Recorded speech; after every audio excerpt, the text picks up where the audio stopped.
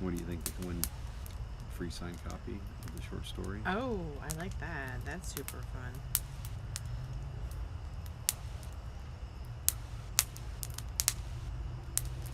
Yeah, because from where it's at, I can't read who's there. Yeah, I'm gonna. Hi guys.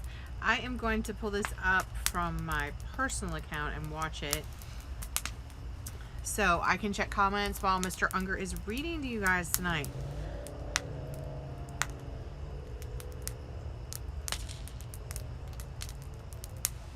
Talk to them. Hi guys. Lots of people signing on tonight. Oh God, and it's weird. Yeah.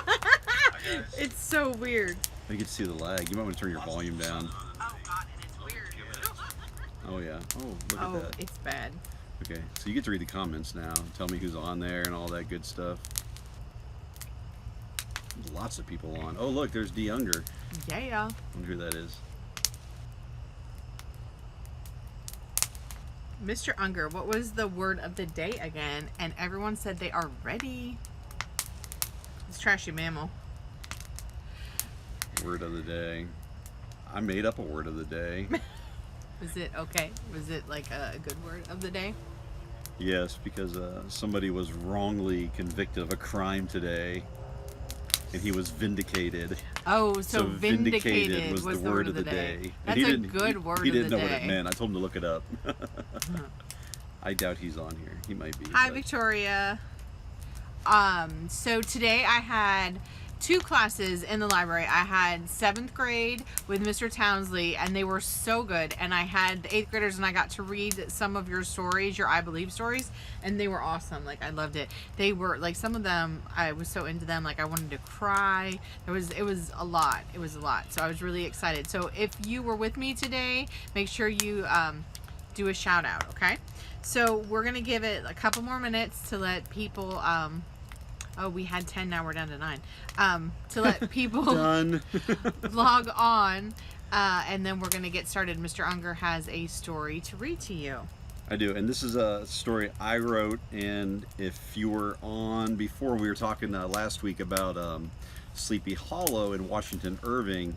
This has a little bit of, this would be what's called a historical fiction as the genre, because it is based on history and facts from Washington Irving and our school, Lassiter Middle School, but then I have kind of taken and twisted them both together and written my own story with them to make it spooky and used it for Halloween.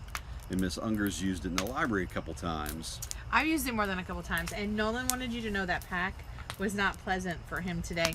Nolan, I saw you going Nolan. to pack, and I was like, Don't talk in the hallway. Are you going because you were talking in the hallway? And he seemed like there was maybe a little bit more of a story that went along with that. So I'm sorry that pack sucked. There's people driving by our house, and they're probably wondering like what we're doing right now. Oh, you turn the lights on. I don't like the lights on. It looks creepy. Okay, so Wonder Woman Williams is on here, and we're just getting ready to go. We've only got 11 people watching tonight, and that's not very many. Oh, that's all right. I don't care. We'll get viewers later. Okay. I'll post it to YouTube too. That's good. Okay. But anyways, oh there, see, I didn't see. I was really flushed out from the. Oh, hello, hearts. I was flushed out from the light. Oh, so many hearts. But anyway, so lots of facts in this. Of course, you'll know there's some fiction in it, but most of the dates and times and places and things I give you, absolutely true. I don't think anyone wants to do the mile run tomorrow. That's the 8th graders. Oh, they say they don't want to do it. Yeah, they're saying they don't want to do it. Well, they can't change out. And if they do change out, they have to change out in front of everybody. Yeah, which take is your clothes awkward. off. I Well, that wouldn't sounds want like to do that fun. either. Let's just swap out in front of everybody. Nobody wants to do that. I don't try to live that life either. So Nolan said he's such a sweetheart. He said that he appreciates his teacher, and he wasn't upset about the whole pack thing. Oh, so, I know. I saw them. I was talking and harassing them a little bit while they were cleaning up, helping clean up the after lunch mess. Room. So no, they were in good spirits, and I appreciate that. I know they took it in stride because they are champs. So we have like neighbors walking by right now, like looking at us, like, what are you doing? Because they don't know how famous we are, so it's interesting. We've got 8 viewers, baby. Okay. We're undercover famous. So I'm gonna let Mr. Unger get started and sign off here. I'll be reading comments to him as you guys are making them, because he can't see it because we're sideways. So we're shoe sideways. Go ahead. Lassiter Hollow. All right. So the story is Lassiter Hollow. You're welcome to sit. Nope. Good. What? You're leaving me? I don't want to sit You're there leaving me. and look I at myself. feel so solitary. I don't want to sit there and look at myself while you're reading. It's weird. Now I'm so sad. I'm like right you by always you. Make faces at me when I'm reading, though. Okay, just read. Now you're being bossy. We only have 8 viewers, so you better make this awesome. They left because you left. No, they left before I left. All right. So anyway, most of us, young and old, are familiar with the story and many retellings of Washington Irving's short story, The Legend of Sleepy Hollow. The original story, written in 1820, spawned an animated Disney adventure story, a Tim Burton motion picture starring Kentucky-born actor Johnny Depp, in case you didn't know. Really? A television series, and many other adaptations. While countless people know this story, they may not be familiar with the author, Washington Irving.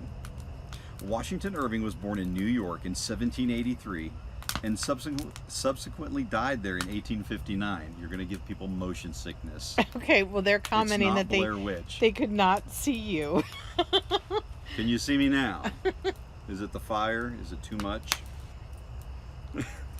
Spooky. They already feel the chills. Nolan, that was an awesome comment.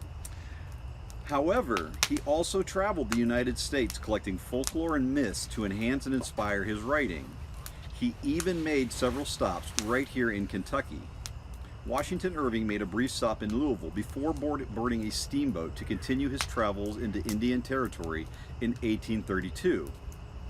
Another short story, The Early Experiences of Ralph Ringwood, tell about the fabled time in 1802 a kiss was stolen at the now famous Talbot Tavern in Bardstown, Kentucky. If anybody's familiar with the area, they may know that. These exploits can be read in the following passage, and this is from one of his stories. I don't know what put it into my head, but I thought, all at once, that I would kiss her. It would take a long acquaintance to arrive at such a boon, but I might seize upon it by sheer robbery. Nobody knew me here. I would just step in, snatch a kiss, mount my horse, and ride off. She would not be the worse for it, and that kiss, oh, I should die if I did not get it. He wanted to make it out somebody in Bardstown pretty bad. The site of this legendary kiss can still be visited in Bardstown, just inside the still-standing Talbot Tavern. Of extreme concern to us at Lassiter Middle School should be the latter of these 2 visits, the trip in 1832. While Washington Irving was collecting lore for more writing, some believe he was also trying to rid himself of things that were more than folklore or local legends. While his stories made him the most famous American writer of his time, some were possibly more than simple pieces of fiction. Sleepy Hollow, Tarrytown, and most other locations Irving used are quite real. As mentioned, we know of course Bardstown truly exists. Even with the smallest amount of research, one will find that other locales are also quite existent. Something unsettling can be found near the end of the original Washington Irving work featuring poor Ichabod Crane, the teacher and unlikely target of the Headless Horseman. The following is a short passage from the famous story. This is out of the original text. The next morning, the old horse was found without his saddle, and with the bridle under his feet, soberly cropping the grass at his master's gate. Ichabod did not make his appearance at breakfast. Dinner hour came, but no Ichabod. The boys assemble at the schoolhouse and strolled idly about the banks of the brook, but no schoolmaster. Hans Van Ripper now began to feel some uneasiness about the fate of poor Ichabod and his saddle. An inquiry was set on foot, and after diligent investigation, they came upon his traces.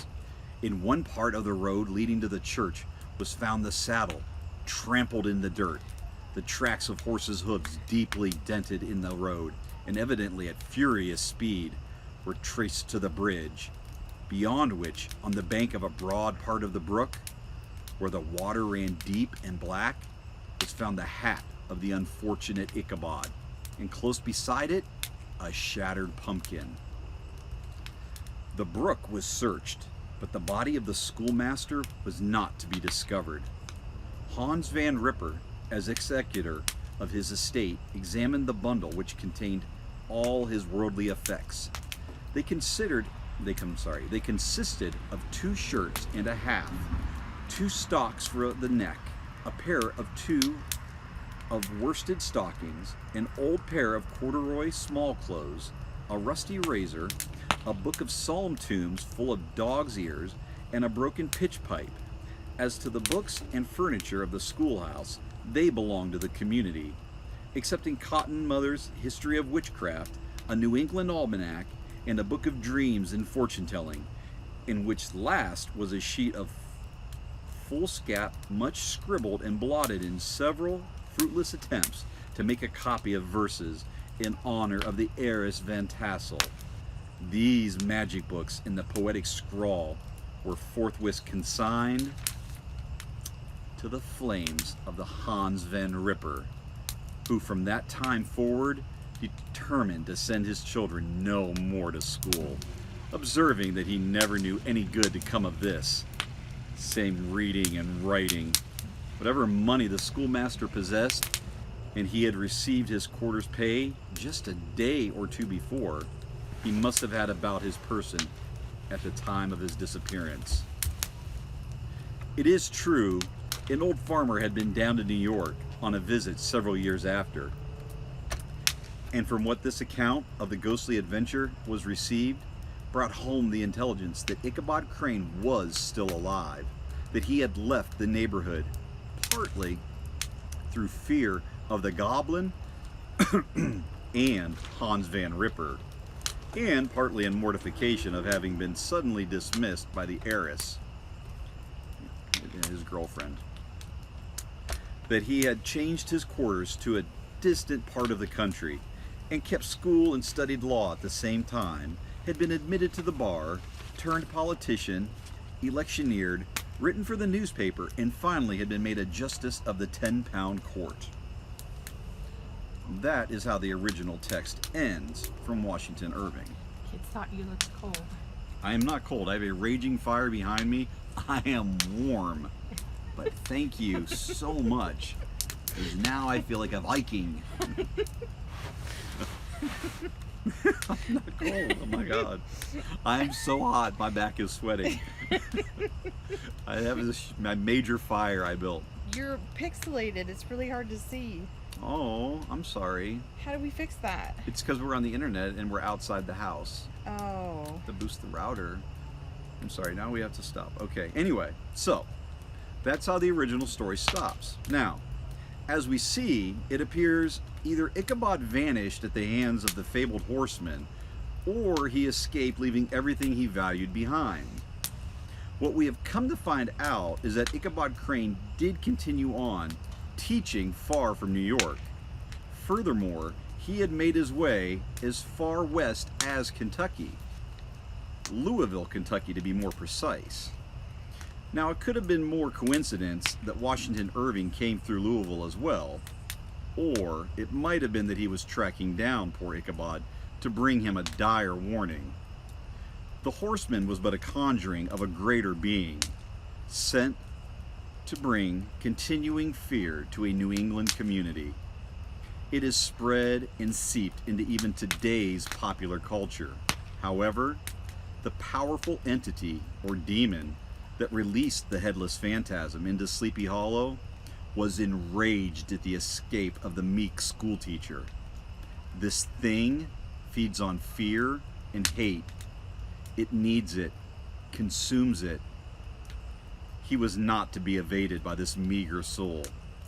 The Pumpkin King had been revered for hundreds of years, and spread fear throughout his many creations. Halloween is his ultimate tribute. Washington Irving did find Ichabod Crane and warned him of the impending retaliation. While Ichabod was stunned at being discovered, he listened intently as Mr. Irving described the indignation that the Pumpkin King felt had been done to him through the telling of Ichabod's story. Even more alarming was the vow to return and claim something of ultimate worth the two men, Crane and Irving, had taken. Ichabod quickly changed his name and began teaching at a smaller high school in New Concord, Kentucky. Washington Irving continued on his travels, not wanting to divulge Ichabod's current location. Washington Irving continued traveling the world for quite some time. But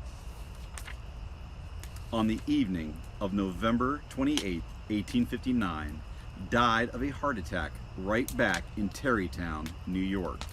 He is now buried, aptly enough, in Sleepy Hollow Cemetery. That's true. This is not the end of the story, however. Some believe Ichabod Crane, whose name had changed several times before his death, was in possession of something valuable. Something he had carried from Sleepy Hollow so many years before, while leaving everything else behind, even his identity. Ichabod had been carrying an original copy of his autobiographical story detailing his experience of supernatural wonder and experience in New York, of which a large portion denotes information about the Headless Horseman and the Pumpkin King himself. Washington Irving had conveyed some of Ichabod's story, but had been sensible enough to leave out any reference to the Pumpkin King. Ichabod Crane continued teaching, and his infectious personality led many of his students to pursue careers of teaching new generations of children. While many of his students left to become educators, Ichabod was finally forced to pass along the dreaded manuscript sought by the king. While the document passed through several hands, all knowing the impact it could eventually have on its bearer, it finally came to rest with Ori M. Lassiter. O.M. Lassiter graduated from New Concord High School, where soon after he began teaching and pursuing his bachelor's degree in education. Much like Crane and Irving, O.M. Lassiter traveled. He also taught at many schools in Kentucky while he did. He achieved his master's degree in education from the University of Kentucky in 1939. He worked in the Jefferson County School District from 1943 until 1972, when he retired from education as the assistant superintendent in the Division of Instruction. He worked in Kentucky's public education system for a total of 45 years. All the while, though, carrying a secret with him that had been passed down for over 100 years. In 1972, construction was almost complete on a brand new state-of-the-art education facility. It would house middle school students and had wings centered around a unique rotunda-style library. Ori M. Lassiter took great interest in this school building and made the decision that something he was carrying should no longer be the burden of one person. This item was hidden away in the newly constructed building. In 1973, this middle school opened its doors to students and was dedicated to Ori M. Lassiter. Hoping the stories passed along to him would continue to stay just stories, O.M. Lassiter gratefully accepted the dedication of the new building, knowing the secret it held. Many of his remarks during the dedication speech carry power and possibly a warning to future attendees. While he may not have fully believed in the tale passed along to him, the manuscript he hid was real enough. The following remarks are taken directly from O.M. Lassiter's 1973 dedication speech. Students, you have brought all of this about. This school was built for you and for those of you who will come after you. Teachers, here you will not be fettered by custom and tradition. I have no quarrel with custom and tradition. They have given us great heritage. But sometimes they get in the way of change and progress. This is a great privilege and responsibility. May you approach the task with sincerity of purpose and dedication. Parents, what happens to your children here is of major concern to you, for they are your greatest treasure. Support your school. Be slow to find fault. Get all of the facts before you criticize. Finally, since this school bears my name, it is my hope that no youngster who enters its halls will ever be belittled or shamed or ridiculed for what he is, or will ever be made or to feel unworthy or unwanted. His words ring powerful still to this day. The halls of O.M. Lassiter Middle School have been filling with an unseen presence. Angry words jump from students and teachers alike, for no apparent reason at times. Is the influence of the Pumpkin King finally being felt here? Will madness fill our halls? As we have all unknowingly taken possession of the thing he wants the most? Will our spirits be broken, or can we appease the Pumpkin King by finding the returning what has been haunting him for so long? The end of this story has yet to play out. Will we take the words of our school's namesake to heart and pull together, or will we succumb to the king's evil influence? What can be hidden in the library that has such value? Fear and hate, or education and peace? What can we show the world? And that is where my story ends.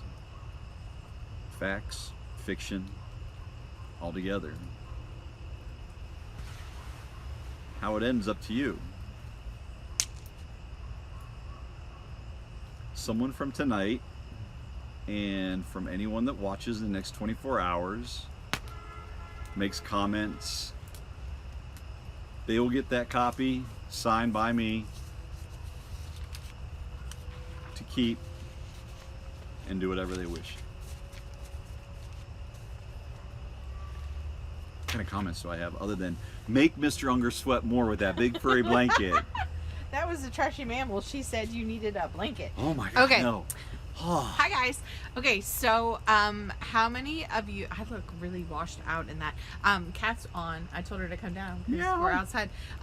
So Sneak up how behind many me. of you think? Oh, it will freak me out. I'll scream. Sorry, I wasn't watching any hearts or anything. I hope you guys enjoyed. Vivi's on. Say hi to Vivi. Oh, hi, Vivi. She's gonna try to come for Fall Festival. Yay. Fall Festival is on the 14th from 12 to 3, and Haunted Trail is the 20th and the 21st. That was some of the Yay, comments that were Trail. on there.